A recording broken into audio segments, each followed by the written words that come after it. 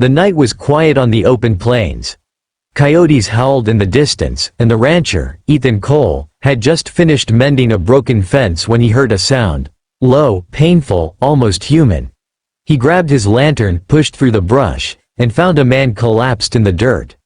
His chest was bleeding, his skin marked with tribal paint fading under sweat and dust. A wounded tribal leader. Ethan didn't ask who he was or why he was here. He didn't question whether helping him would bring trouble. He simply hoisted the man onto his shoulders and carried him to his cabin. All night, Ethan worked, cleaning the wound, giving water, whispering calm words though he wasn't sure the man even understood English. By morning, the stranger's breathing had steadied. The leader opened his eyes just enough to see kindness in Ethan's, then slipped into sleep again. The rancher never thought much of it. To him, helping someone, anyone, wasn't extraordinary, it was simply right. But the next day, everything changed. At sunrise, the sound of hooves thundered toward his ranch. Ethan stepped outside and froze. A group of tribal riders appeared, carrying gifts, blankets, carved weapons, baskets of food. And at the center was the man he had saved, sitting tall and proud despite his fresh bandages. He dismounted, walked to Ethan, and placed a hand over his heart. Then, with a single gesture, 5 young women stepped forward, dressed in traditional garments, adorned with beads and feathers. The tribal leader spoke in broken English. "You saved Chief. Chief give you gift, 5 wives." Ethan's jaw nearly hit the ground. He stammered, waved his hands, shook his head. No, I don't need, listen, I didn't do this for reward. I didn't want." But the leader only smiled, as if Ethan's refusal made him even more worthy. The tribe left the women there, promising they were a blessing from their people. And just like that, the rancher found himself with 5 stunned, shy women who had been given to him for his act of mercy. Ethan scratched his head, muttered under his breath, and finally said, "Well, this just got complicated." The story might have ended as a strange tale of the old frontier, except this wasn't just history. A century later, halfway across the world of wealth and glass towers, another story was unfolding. Samantha Blake, billionaire tech mogul, returned to her Manhattan mansion after a grueling international trip.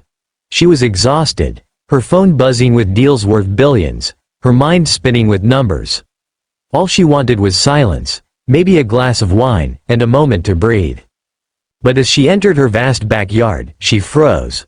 By the water tube near the garden, laughter filled the air. Splashes, giggles, pure joy. Her 6-year-old son, Daniel, was rolling in the water with someone she never expected, her janitor.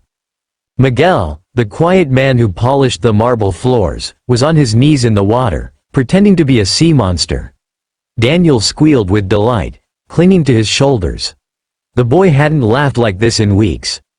Not since his father, Samantha's ex, walked out of their lives. For a moment, Samantha just watched. Her heart ached. Billion-dollar contracts hadn't brought that kind of happiness to her son. A man making just above minimum wage had. She stepped closer. Miguel immediately stood, embarrassed, water dripping from his uniform. "Ma'am, I'm sorry, he asked me to."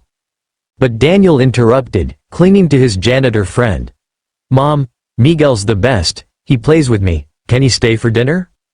Samantha looked at her son, then at Miguel, and something clicked. Kindness.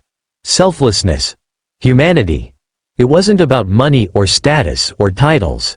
It was about the way one human being could lift another. Whether on a dusty ranch 100 years ago or in a mansion today. Her mind flashed to a story her grandfather used to tell, about a rancher who once saved a wounded tribal leader. She'd always thought it was a fable, some old Western myth. But standing there, watching her son glow with joy, she realized the lesson was timeless. The rancher hadn't saved that man for reward. He did it because it was right. Miguel hadn't played with Daniel for money. He did it because the boy needed a friend. Samantha smiled softly, her eyes misting. "Miguel," she said, "would you and your family join us for dinner tonight?" The janitor blinked, stunned. Slowly, he nodded.